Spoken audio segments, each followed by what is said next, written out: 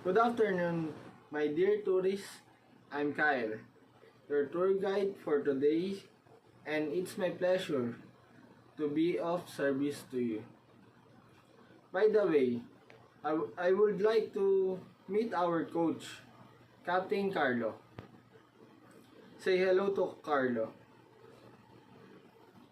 And when regards to our rules and regulation, first, smoking is strictly prohibited inside the bus, but eating foods are allowed. Second, we may always follow the itinerary given to you and always stay with your group. And if you have any question to clarify, don't hesitate to call my name. Is that clear, my dear tourists?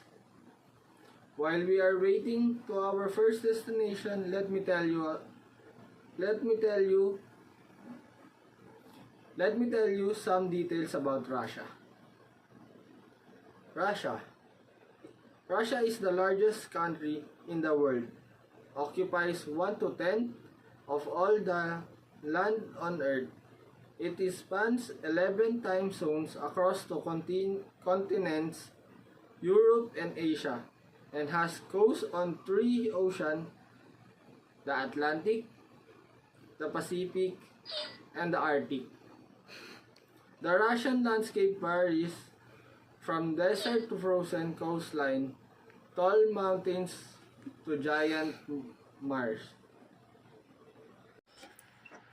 Our first destination is Dargabs. The tiny settlement of Dargabs, better known as the City of the Dead, has just over 150 permanent living residents and at least just as many dead ones, located near Georgian border and only rechargeable after remote difficult 1 hour drive. This tiny village is the famous for its Asian cemetery. We are now on our second destination, the Petrovlovsk-Kamchatsky. Located in the Russian Far East, the city of Petropavlovsk-Kamchatsky is surrounded by volcanoes, including the active snow-capped Koryakskaya Sobska volcano, and cannot be reached by road. In fact, the only way to get into the city is to fly in. We are now here in Olkhon Island, one of the world's largest lake island. Olkhon is covered steep mountains, lush forests, and taiga. The island is eastern Siberia and has a small permanent population that consists mostly of local Buryats, a Mongolic indigenous group who believes the island to be powerful spiritual place. We are now here in Peterhof. Peterhof might be home to a university and major Russian watch manufacturer, but this relative small city's call to fame is the Peterhof Palace, originally designed and built in the early 70s for Tsar Peter the Great in style that resembles the Palace of Versailles. The place grounds cover an area of almost 4,000 hectares. We are now here in the Russian tundra. The tundra is a unique biome that only exists in or near the Arctic Circle. Here, temperatures are so cold that trees can't grow and only moss, shrubs, and certain types of grass can be get through the winter. In most places, the tundra is synonymous with permafrost, meaning that ground is permanently frozen. In areas where the top layer's ground does not melt during summer, marsh and stream will form over the land, leading to beautiful patches of color icy water.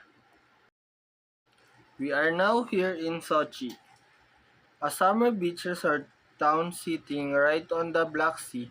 Sochi offers long stretches and pebbles and sand beaches, imposing some examples of Stalinist architecture.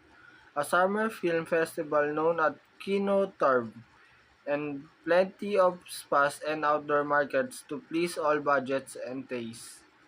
The longest river in Russia, Minta, cuts through Sochi before it empties into the Black Sea, and it's very popular destination for rafting. We are now here in Altai. The Altai mountain is in Siberia, extended from Russia into China, Kazakhstan, and Mongolia, traditionally inhabited by different ethnic groups involved in horse husbandry and forestry. It also very popular tourist destination for both locals and travelers. Together with a number of natural reserves and lakes, the Altai Mountains are part of the UNESCO World Heritage Site. We are now here in St. Petersburg.